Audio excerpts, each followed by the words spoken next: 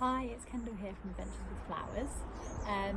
I am going to show you how to do a pot for winter to make sure that you have lots of lovely colour in your garden throughout winter. So to brighten up, you know, those dark days, which I'll be honest, I find quite difficult.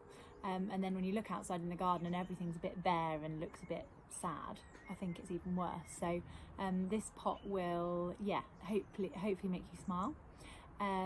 Obviously I've chosen colours and plants that I like. I'm going to talk through why I've chosen them. They all kind of have like a sensory element to them. That's just something that I really enjoy, and I think is really helpful when you know, you might be feeling a bit stressed out and you need to relax.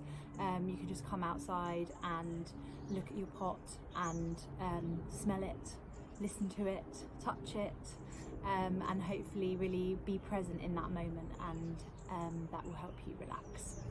So without further ado, I'm going to introduce the different elements. So we have some bulbs here. These are hyacinth bulbs. These are Gypsy Queen, which is like a lovely salmon colour. So they are going to go in the pot, and they actually won't flower until February, March probably. So but they're fragrant, so they will give a lovely scent. So I'm going to do two of these pots. I'm only going to show you one. But I'm going to do two matching ones, and I'm going to put them either side of my front door. So every time I come home from work, I'm greeted by them, and yeah, they just relax me as I come back into the house. The next thing is a heuchera here. So this one I think is called Peach Flambe. Now I've got a few dark coloured heucheras, but I've never gone for like this sort of lovely, almost fiery red orange. So yeah, that's that one. Now that is a real treat for the sense of sight, just because of those beautiful colours. The leaves actually you can use in small arrangements as well, so that's an added bonus for that one. Next we have got Unicia Everflame. So this is a perennial grass, and the sensory element that this brings is touch. So you can see there, and sound as well actually, because as you're rubbing your fingers through it, you can hear the noise it makes, and as the wind will blow, that will also cause the leaves to rub against each other and make that noise. So that's that one. So that's, you get two for the price of one there. This one here is a begelia, and it's, oh, I'm not even going to try and pronounce that, but basically it's will have little white flowers in the spring. But the thing I like about this is, again, touch, because the leaves are quite leathery. But can you hear that sound? And as you rub your fingers over them and you rub the leaves together, it makes a kind of like squeaky sound, which I think is quite nice. So yeah, that's a sound and a touch again, just a slightly different sensation. And then this one, now I've never grown this before, but this is lemongrass. So I liked it because it'll add a bit of height to the pot, but also it adds an edible and fragrant option to the pot. So yeah, there you go, that's all your options. So I am going to take you through how to do your pot now. Right, so gloves on. If you are planting out a pot for the winter, obviously we get quite a lot of rain in the UK, and you need to make sure that the plants have got good drainage. So you want to definitely have a hole in the bottom of the pot. Most pots that you buy that are suitable for outdoor use in the UK will have holes in the bottom. If not, you can drill them. And then what you want to do is you want to find, well, we call them crocks, but basically these ones are bits of old roof tile, but any sort of you know, bits of rubble or stone or anything that you've got, just to put in the bottom of the pot, just to prevent the soil that you're going to put in on top then like plugging the hole. It just allows the water to flow out a little bit more freely. So I'm literally just going to pop those into my pot. You don't have to go in any particular order, just like that. And then I'm going, oh sorry, this is going to be heavy.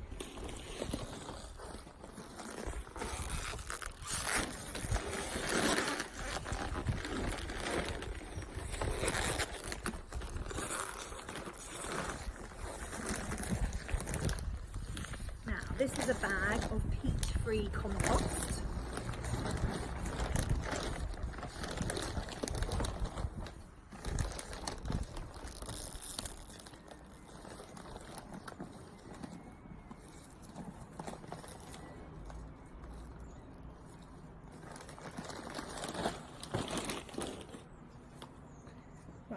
filled it probably to almost here with compost, and I'm just going to flatten the top,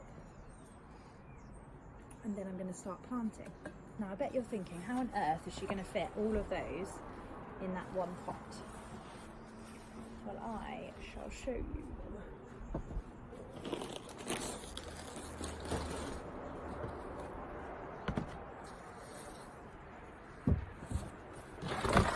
Turn it on the side so you can see. I'm going to split these. This is a really good tip if you ever buy any perennial plants and they're in sort of 2 or 3 litre tubs. Very often you can split them so you get more plants. Bit of a cost saver there. So you literally just tip it out like this. Bit of a squeeze, come on, stuck in there. There we go, right. And then you're just going to break up the compost a little bit so you can get to the neck here of the plant. And on a hookerer, you will be able to see that it is actually made up of lots of different mini plants. So if you can see there, can you see that there's one bit here and one bit here? Oh, she just pulled a leaf off. Going very carefully, you're going to use a sharp knife and you're just going to cut in between.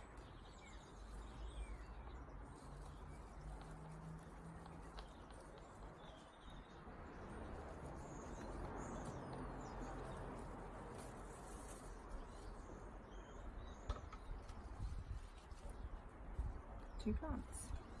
So I've got one for each of my pots now, which is perfect.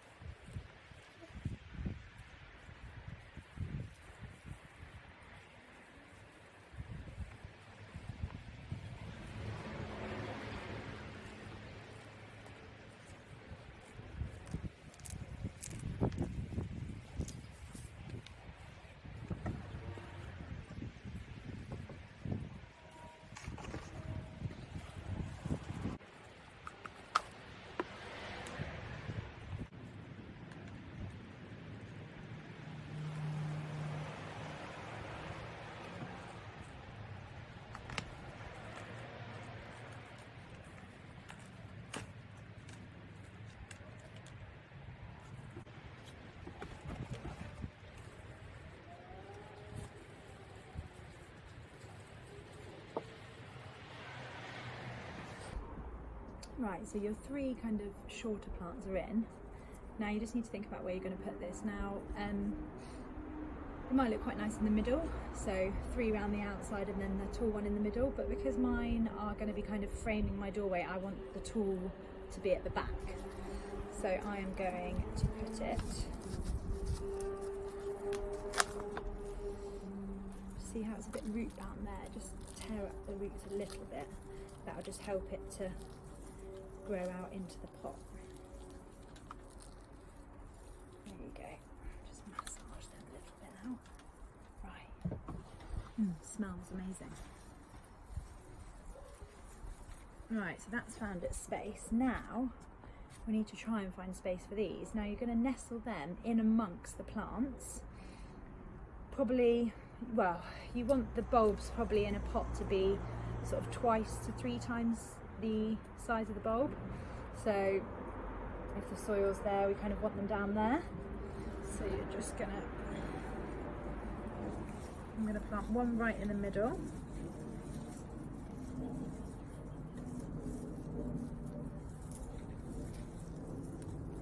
And then I'm going to try and put one in each gap between the plants. See how we get on.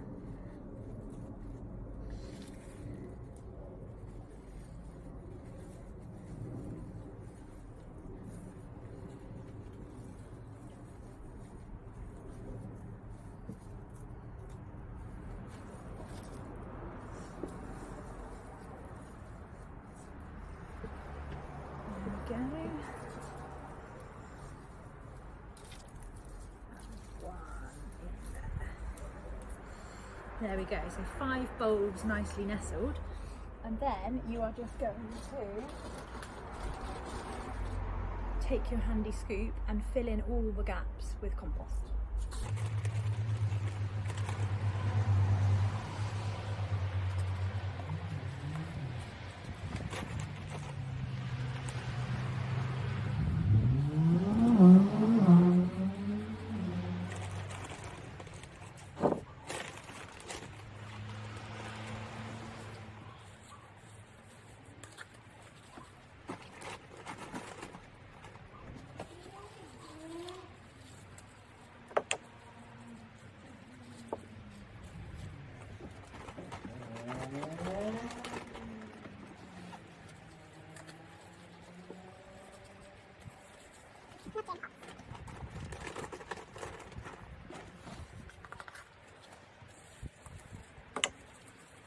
Always make a right mess though.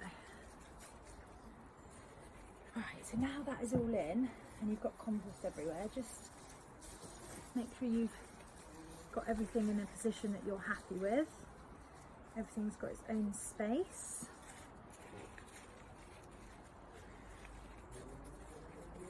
Now, these will only last 1 season in the pot. Because they will all get bigger, and then you can divide them and put them in the garden, or put them back in the pot again. It's up to you. Now for our final touch, we're going to put some gravel on the top of the pot. There's a few reasons we do that. First of all, it retains moisture, not such a problem in the winter because generally we're going to get a ton of rain, but the other reasons are it looks nice and it also prevents annual weed seeds from getting in. I mean, you might still get a couple, but they will be far reduced if you've got the gravel on the top. So again, just use your scoop. Take your gravel and tip it in.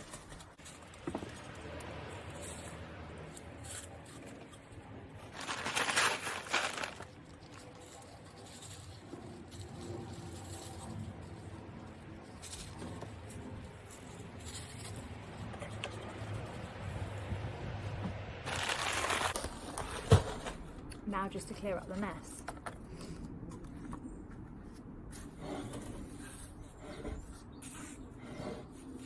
So there you go. Let me move it down here. I wonder if you can see it better. There we go, that's a bit better. So, yeah, it's looking great. And in the spring you will, well I say spring, end of winter, sort of February, March time, you'll start to see the hyacinth bulbs poking up, and then you'll have lovely hyacinth flowers as well. So that is how you make a container to have colour all through the winter. I hope it was simple. If there's any questions, please let me know in the comments. Also, I would love for you to know, to tell me what is your favourite sensory plant. So if you think about a plant that particularly invokes a memory for you, very often that's a plant that smells nice that makes you think of somebody, because memory and scent are really linked. But yeah, just let me know what is it about it that you love and what it is, and just put that in the comments. And yeah, I'm trying to think what mine is. Probably, I don't know, mine's probably a dahlia because it reminds me of my grandpa. Thanks so much for watching. I hope it was useful, and let me know if you have a go. Send me pictures, and you can use the hashtag #AdventuresWithFlowers and tag me in as well. So have a lovely winter looking at your beautiful pots. Bye.